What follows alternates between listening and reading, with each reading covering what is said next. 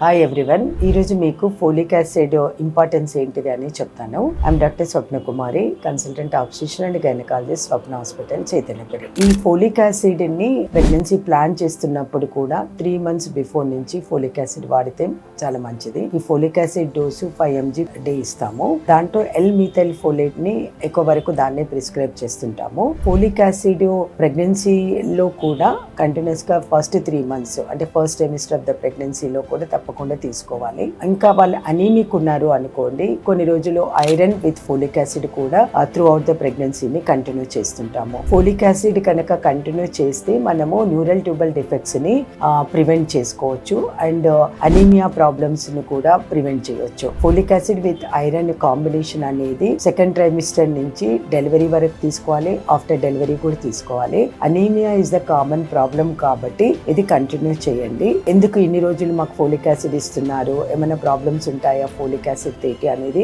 కొంతమందికి డౌట్ రావచ్చు. అప్పుడు ఎక్సెస్ అవుతుందేమో అని అనిపించినప్పుడు ఆ సీరం ఫోలేట్ లెవెల్స్ ని బ్లడ్ లో కూడా చెక్ చేసుకొని దాని తర్వాత అది అవసరమా లేదా అనేది డిసైడ్ చేసుకోవచ్చు. Thank you.